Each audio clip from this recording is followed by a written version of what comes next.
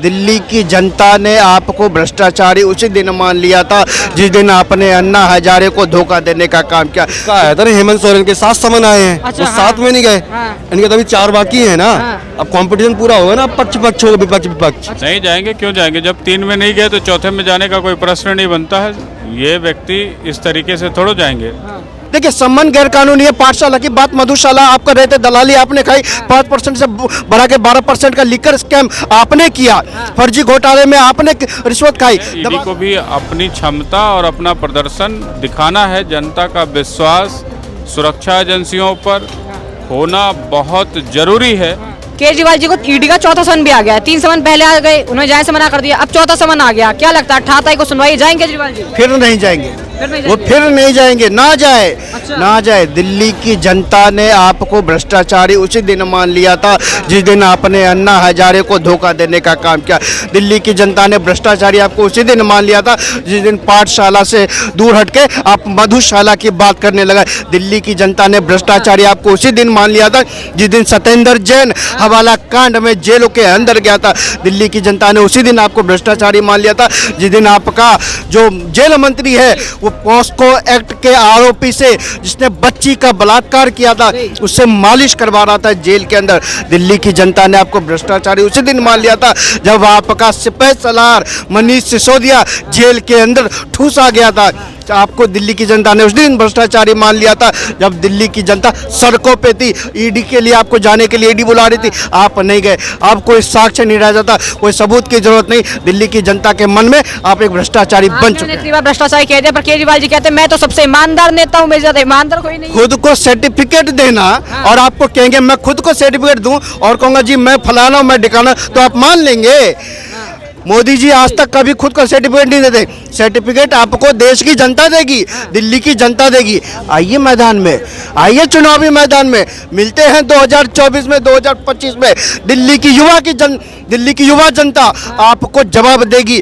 जिस तरह से आपने भ्रष्टाचार किया है, शीश महल जिस तरह से बनवाए, करोड़ों के पर्दे जिस तरह से बनवाए, अपने ऑफिस रिनोवेशन किया है, करोड़ों का खर्चा जिस तरह से किया है, दिल्ली की जनता को नकली दवाई देने का काम आपने जिस तरह से किया है, फर्जी जांच के माध्यम से आपने पैसा लूटने का काम किया, नकली क्लासरूम आपने बनाने का काम किया। हर एक सेक्टर में, हर एक पोर्टफोलियो में आपने भ्रष्टाचार किया और ये भ्रष्टाचार दिल्ली की जनता ईंट का जवाब पत्थर से देगी। और जब देगी ना साहब, वोट के चोट से ऐसा जवाब देगी कि आप दिल्ली लौट कर दोबारा नहीं आ पाओगे। अच्छा, ये तो ईडी जाने से मना कर रहे हैं, कह रहे हैं गैर कानूनी तरीके से मुझे समन भेजा जा रहा है, मैं तो एकदम साफ सुथरा हूँ, ईमानदार हूँ, मुझे कानूनी तरीके से समन भेजे तो मैं जाऊंगा। साफ सुथरे की बात करते हो तो जनता आपके लिए साफ सुथरे की बात करेगी। आप खुद के कैरेक्टर को कैसे आप सर्टिफिकेट देंगे? खुद के कैरेक्टर को कभी सर्टिफिकेट नहीं देता। समन गैर कानूनी है। देखिए, सम्मान गैर कानूनी है। पाठशाला की बात, मधुशाला आप कर रहे थे, दलाली आपने खाई, 5% से बढ़ा के 12% का लिकर स्कैम आपने किया, फर्जी घोटाले में आपने रिश्वत खाई, दवा घोटाले पे नकली दवा आपने देने का काम किया। और कहते भाजपा ने ईडी भेजा। अरे भाजपा के ईडी ने तो 400 करोड़ आपके विपक्ष के, आपके जो गठबंधन के साथी है उनके घर में 400 करोड़ पकड़ा। ऐसी पकड़ने का काम नहीं किया। हर एक जगह, हर एक प्रूफ है आपके पास। अगर आपने कुछ नहीं किया तो आपके सिपह सलार मनीष सिसोदिया बाहर क्यों नहीं निकलते? मनीष सिसोदिया के खिलाफ अब तक कोई पुख्ता सबूत नहीं है। आपको पता होना चाहिए, मनीष कश्यप बिहार का पत्रकार आपके जैसे माइक उठाता था, एनएसए लगाया गया था और उसको कोर्ट ने बेल देने का काम किया। आपको न सुप्रीम कोर्ट, न हाई कोर्ट, न लोअर कोर्ट कोई बेल क्यों नहीं दे रहा? वो भी मोदी से मिला हुआ है क्या? वो भी मोदी जी से मिले हुए? न्यायालय प्रक्रिया पे आप लोग इस तरह के प्रश्न चिन्ह उठाते हैं, आपको शर्म आनी चाहिए। और जब देखिए, सीधी बात है, दिल्ली की जनता तैयार कर रही है, दिल्ली की जनता वेट एंड वॉच कर रही है कि समय आएगा तो हम वोट की चोट से जवाब देंगे और ऐसा चोट देंगे केजरीवाल कभी लौटकर दिल्ली वापस नहीं आ पाएगा। क्या कहना चाहेंगे भाई अपनी बात पर? केजरीवाल पे बस लास्ट है उसका जो है। अच्छा, अगली लास्ट बार। केजरीवाल जी के इस बार बस इस बार ये बस लास्ट बचे अंदर जाने के लिए। अच्छा, उनको चौथा समन आ गया, ईडी का 3 समन पे तो गई नहीं अब तक वो। अब वो उसका है था हेमंत सोरेन के 7 समन आए हैं, अच्छा, वो 7 में नहीं गए। इनके तो अभी 4 बाकी है ना। अब कंपटीशन पूरा होगा ना, पक्ष पक्ष होगा, विपक्ष विपक्ष। अच्छा, कह रहे हैं कि समन जो आ रहा है गलत आ रहा है, गैर कानूनी है। गैर कानूनी तो कोर्ट में करो ना उसको। कोर्ट में क्यों नहीं कर रहा उसको? गैर कानूनी सामान भेज रहा मेरा सीएम के पास, भेजो कोर्ट के पास, कोर्ट करेगा ना साबित गैर कानूनी की सही है फर्जी है। अच्छा। ये कौन होते गैर कानूनी बोलने वाले? अच्छा, एक सवाल उठ रहा है, आज ही विपक्षी दलों की अलायंस की, इंडिया अलायंस की मीटिंग हुई है। तो उस मीटिंग में जो आपकी ममता बनर्जी इन्होंने शामिल होने से मना कर दिया है, सीटों का बंटवारा हो रहा था, क्या लगता है? कांग्रेस को देना ही नहीं चाह रहा कोई। अच्छा। अपने राज्य में अब आरजेडी कह रही है वहाँ पे हम भाई 38-39 सीटें हैं, हाँ। 35 सीटें हमें चाहिए, 2 सीटें वो कांग्रेस लड़े। वहाँ कह रहा 23 सीटें महाराष्ट्र में हैं, कह रहा वो शिवसेना 23 सीटें खुद मांग रही है।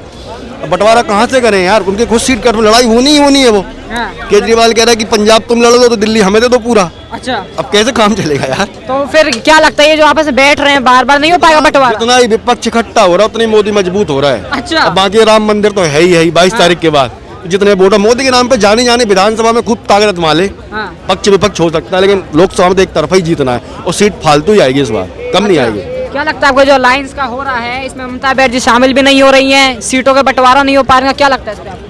घमंडिया गठबंधन में ना तो अभी तक इतनी बैठकें हो गई, इतना सब कुछ हो गया। राष्ट्रीय स्तर के बड़े बड़े नेता जो कभी मुख्यमंत्री या राष्ट्रीय अध्यक्ष कहलाते हैं अपने आप को, वो बैठ चुके हैं, लेकिन अफसोस इनके पास नेता चुनने का वक्त नहीं मिला। इनके पास नेता नहीं है, ये इन्होंने दिखा दिया। इनके पास नीति नहीं है, ये इन्होंने दिखा दिया। इनकी नीयत क्या है, ये इन्होंने दिखा दिया। लेकिन आपको पता होना चाहिए, ना नेता, ना नीति, ना नीयत। और 2024 में सीट शेयरिंग पर तो बात नहीं हुई, लेकिन इनके ऊपर लट शेयरिंग के ऊपर जरूर बात होगी। मोदी जी तो अकेले मैदान में है, विपक्ष अपने आप समय देखते जाइए, कुछ दिन में ये छंद बिछंद हो जाएंगे।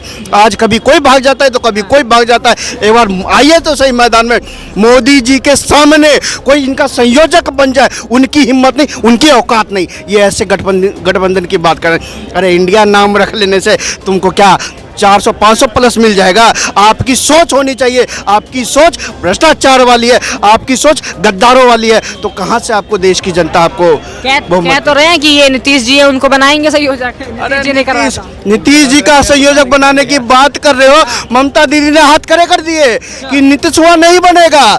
क्या दिक्कत है ममता दीदी, बिहारियों से क्या दिक्कत है आपको? एक बात बताइए, मैं आपकी बात सारी बात मान लेता हूँ, उन चमचों उन चाटुकारों की बात मान लेता हूँ कि ठीक है, अगर आपकी सत्ता आती है, ममता बोलेगी ना ना ना ना नीतीश कुमार प्रधानमंत्री ना बनो, वो पर नीतीश कुमार बोलेगा राहुल गांधी नहीं बनेंगे, राहुल गांधी बोलेगा अरविंद केजरीवाल नहीं बनेगा, अरविंद केजरीवाल बोलेगा कि भैया ये दूसरी ये जो स्टालिन नहीं बनेगा, तो बनेगा कौन प्रधानमंत्री? ना नेता, ना नीति, ना नीयत, सबके सब भ्रष्टाचारी, एक नंबर के अव्वल दर्जे के भ्रष्टाचारी है ये लोग। नहीं जाएंगे, क्यों जाएंगे? जब 3 में नहीं गए तो चौथे में जाने का कोई प्रश्न नहीं बनता है। ये व्यक्ति इस तरीके से थोड़ा जाएंगे। जो कहते हो कि हमें राजनीतिक तौर पे फंसाया गया, तो तिहाड़ जेल में बंद हर कैदी भी राजनीतिक तौर पर ही फंसाया गया है। उसने कोई अपराध थोड़ा किया है, उसे तो बेगुनाहों को बंद कर रखा है तिहाड़ जेल में सिर्फ अरविंद केजरीवाल की सरकार ने। अच्छा, तो इस तरीके की अराजक बातों का कोई मतलब नहीं है। ईडी को भी अपनी क्षमता और अपना प्रदर्शन दिखाना है। जनता का विश्वास सुरक्षा एजेंसियों पर होना बहुत ज़रूरी है। और अगर सुरक्षा एजेंसियां और तमाम इन्फोर्समेंट एजेंसियां अपना काम करने में असफल हो जाए और अरविंद केजरीवाल जैसे मिनिस्टर को अरेस्ट भी ना कर सके, इंक्वायरी भी ना कर सके, सबूत और साक्ष्यों के साथ उसे दबोच भी ना सके, जनता के सामने पेश ना हो सके, तो ऐसी एजेंसियों का मुझे लगता है चुल्लू भर पानी में डूब के मर जाना चाहिए। अरविंद केजरीवाल जी तो कहते हैं जो ईडी बीजेपी सरकार के अंडर काम कर रही है, इन सबकी फाइलें हमेशा के टेबल पर रहती हैं। अगर अरविंद केजरीवाल को ये बातें पता है तो बताए कि इससे पहले ईडी सीबीआई किसके अंडर में रही और कब ये स्वतंत्र रही और कहाँ ये किस देश से कंट्रोल होंगी। ये भारत से ही कंट्रोल होंगी। भारत का प्रधानमंत्री ही ईडी सीबीआई के उपयोग के लिए जिम्मेदार है। भारत के प्रधानमंत्री ने कहा है खुली छूट दे करके कि सबको दबोच लो, कितना भी प्रेशर आए, कितना भी आपको डिप्रेस किया जाए, आपको अपना काम हकीकत के साथ और तैयारी के साथ करनी है, राष्ट्रभक्ति के साथ करनी है। तो ईडी सीबीआई वालों को अब ये प्रूफ करना है कि they deserve for the country और the looters of the country is deserving to be on their seat. तो जो लोग योग्य नहीं है, भ्रष्टाचारी है, उनको उनकी सही जगह पे पहुंचाना सिक्योरिटी एजेंसियों का, इन्फोर्समेंट एजेंसियों का, पुलिस का, न्यायालय का काम है। अगर न्यायालय, पुलिस, इन्फोर्समेंट एजेंसियां एक भ्रष्टाचारी को उसकी सही जगह नहीं दिखा पा रही हैं या उस व्यक्ति को क्लीन चिट नहीं दे रही कि वो भ्रष्टाचारी नहीं है, तो मैं समझता हूँ ये सभी एजेंसियों पर एक बड़ा प्रश्न है। अच्छा, केजरीवाल जो लेकिन कह रहे हैं, आप उन्हें भ्रष्ट बता रहे हैं, केजरीवाल तो कह रहे हैं मैं सबसे ईमानदार आदमी हूँ, मेरे खिलाफ सबूत ही नहीं है, ऐसे ही बुलाया जा रहा है। हाँ, तो अगर केजरीवाल कह रहे हैं कि सबूत नहीं है तो ईडी सीबीआई को सबूत साक्ष्य पेश करना होगा और अदालतों में पेश करना होगा और उन पर एक्शन होना चाहिए, action that should be reflect अच्छा। एंड